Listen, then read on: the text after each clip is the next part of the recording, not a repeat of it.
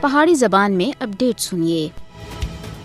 بھارتی فوج لگاتار کشمیری نوجوانوں کو مقبوضہ جموں کشمیر کے اندر جعلی مقابلہ میں شہید کر رہی ہے۔ جمعرات کو کلگام میں ایک اسٹیجڈ انکاؤنٹر میں اور 5 کشمیری نوجوانوں کو شہید کر کے دیا ہے۔ بھارتی فوجی کشمیری نوجوانوں کو اغوا اور جعلی مقابلہ میں ماورا عدالت شہید کر رہے ہیں۔ کلگام فرضی انکاؤنٹر سے ایک گل واضح ہو گئی ہے کہ مقبوضہ جموں کشمیر کے اندر بھارتی قابض فوجیوں کو کشمیریوں دے خون بہانے دی کھلم کھلی چھوٹ دے رکھی ہے۔ مقبوضہ جموں کشمیر وچ بھارتی فوجیوں دے واسطے ماورا عدالت قتل ہر دیہڑے دا وتیرا بن گیا ہے۔ جنوری 1989 تکین کے اس ویلے تک مقبوضہ جموں کشمیر کے اندر 7369 کشمیریوں کو یا تو گرفتار کر کے شہید کیتا گیا یا پھر جعلی مقابلے میں شہید کیتا گیا ہے۔ بھارتی فوجی ترکیاں اور انعامات کی خاطر کشمیری نوجوانوں کو جعلی مقابلہ میں شہید کر دیں۔ مودی دے دور حکومت وچ مقبوضہ جموں کشمیر ایک قتل گاہ بن کے رہ گئی ہے۔ کشمیری نوجوانوں کو جعلی مقابلہ میں شہید کرنا مودی سرکار دی باقاعدہ پالیسی کا حصہ ہے۔ بھارت کو یاد رکھنا چاہیے کہ ماورا عدالت قتل دے ذریعے کشمیریوں دے